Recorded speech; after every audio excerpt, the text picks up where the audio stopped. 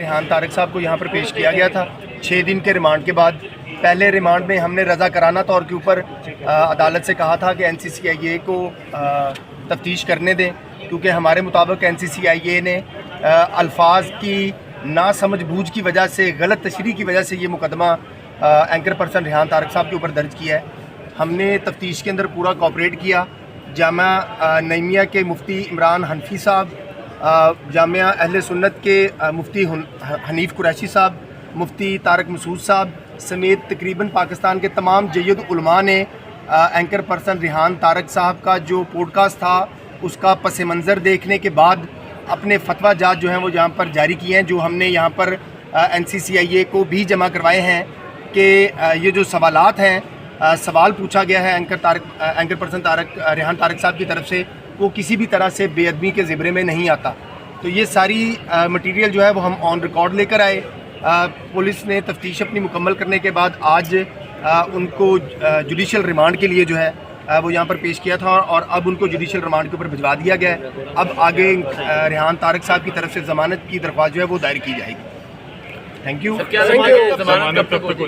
دیکھیں، ضمانت دینا قانونی طور کے اوپر اب اس مقدمے میں کچھ بچا نہیں ہے، کیونکہ جب پاکستان کے تمام علماء کرام یہ کہہ رہے ہیں کہ کسی صحافی کی طرف سے سوال پوچھنا اس کا حق ہے، اور ریحان طارق صاحب کی طرف سے جو سوال پوچھا گیا ہے وہ پوری پبلک کے سامنے موجود ہے کہ وہ بے ادبی کے زمرے میں نہیں آتا۔ اس کے باوجود NCCIA کو تو اصولی طور کے اوپر چاہیے تھا کہ یہ مقدمہ خارج کر کے لے کر آتے، لیکن چونکہ بہت سارا مواد جو ہے وہ اب پولیس فائل کے اوپر موجود ہے، تو ہمیں امید ہے کہ ہماری پہلی عدالت سے ہی ضمانت کی درخواست جو ہے وہ منظور ہو جائے گی۔ یہ اس کے اوپر 2 دن بھی لگ سکتے ہیں، 1 ہفتہ بھی لگ سکتا ہے، اس سے زیادہ وقت بھی لگ سکتا ہے۔ سر، جوڈیشل مجسٹریٹ نعیم بھٹو صاحب نے یہ کہا تھا کہ اگر آپ کے پاس مذہبی علم نہیں ہے تو آپ مذہبی گفتگو کرنے سے پرہیز کریں، تو اس حوالے سے کیا سمجھتے ہیں؟ انہوں نے ہمارے مقدمے میں نہیں کہا تھا، انہوں نے جنرل بات کی تھی۔ ایک بات بتائیے گا کہ یہ مقدمہ کیا تھا، کیونکہ جج صاحب نے کہا کہ آپ کو سوال کرنے پر نہیں یہاں پہ مطلب کہ یہ معاملات ہو رہے، یہ اپلوڈ کرنے پہ معاملات ہوئے، تو آپ نے بڑا اچھا کاؤنٹر کیا کہ اپلوڈ تو انہوں نے نہیں کیا۔ تو آپ کو نہیں لگتا کہ جس بنیاد پہ انہیں جو ہے گرفتار کیا گیا وہ سرے سے بنیاد ہی نہیں ہے کہ مقدمہ خارج ہونا چاہیے؟ ہم نے عدالت سے یہ گزارش کی ہے کہ ریحان طارق صاحب کے اوپر جو الزام ہے اس الزام کا ایک بھی ثبوت NCCIA کے پاس نہیں ہے۔ آپ نے سائبر لا تب انووک کرنا ہے، prevention of cyber crime act جو ہے وہ آپ نے تب لاگو کرنا ہے جب آپ نے کوئی مٹیریل اپلوڈ کیا ہو، شیئر کیا ہو، ٹرانسمٹ کیا ہو، یا آپ اس کے بنانے والے ہوں۔ ریحان طارق صاحب نے نہ ایسا کوئی مٹیریل اپلوڈ کیا۔ NCCIA نے جو ان سے منسوب کیے ہیں 8 سوشل میڈیا اکاؤنٹس، وہ 8 social media accounts Rehan Tariq صاحب کے ہیں ہی نہیں۔ ان 8 سوشل میڈیا اکاؤنٹس کو میں نے بھی اوپن کر کے دیکھا، وہ کھلتے ہی نہیں ہیں۔ یعنی کہ NCCIA نے اپنے پاس کوئی پرانا مقدمے میں وہ اکاؤنٹس پڑے ہوئے تھے، وہ اٹھائے ہیں، اور صرف ایک آپ کہہ لیں کہ میڈیا پرسن کی آواز کو دبانے کے لیے، ایک جرنلسٹ کو پریشرائز کرنے کے لیے انہوں نے یہ مقدمہ درج کر دیا۔ آج کے دن تک جب NCCIA تفتیش مکمل کر کے لے کر آئی ہے تو ریحان طارق صاحب کے خلاف صفحہ مثل کے اوپر ایک بھی ثبوت نہیں ہے۔ ایک کا مطلب ہے ایک، اگر ایک بھی ثبوت ہوگا تو ریحان طارق صاحب جو ہیں وہ گلٹی ہیں۔ نہ ریحان طارق صاحب نے وہ مواد اپلوڈ کیا، نہ ریحان طارق صاحب نے اس مواد کو شیئر کیا، نہ آج کے دن تک وہ ریحان طارق صاحب کی کسی بھی سوشل میڈیا پلیٹ فارم کے اوپر موجود ہے۔ لیکن اس کے باوجود چونکہ پبلک میں ایک انریسٹ کریٹ ہو گئی تھی، تو فوری طور کے اوپر صرف عوام کی وضاحت کے لیے، ان کی تسلی کے لیے ایک وضاحتی ویڈیو ضرور ریحان طارق صاحب نے کہی، تاکہ وہ عوام کو یہ پس منظر سمجھا سکیں کہ سوال کرنا جو ہے وہ کسی بھی طرح سے بے ادبی کے ذریعے میں نہیں۔ اچھا سر، NCCIA کی اگر بات تھے لاسٹ ٹائم آئے تو یہاں پہ نعرے بازی بھی ہوئی، آج خاموش تھے، داڑھی بھی بڑھی ہوئی تھی، تو کیا کچھ سافٹ ویئر اپڈیٹ ہوا ہے یا آپ نے جو ہے اس حوالے سے بتایا تھا کہ خاموش ہے؟ سافٹ ویئر کوئی نہیں اپڈیٹ ہوا، نہ صحافیوں کا کوئی سافٹ ویئر جو ہے وہ اپڈیٹ کر سکتا ہے۔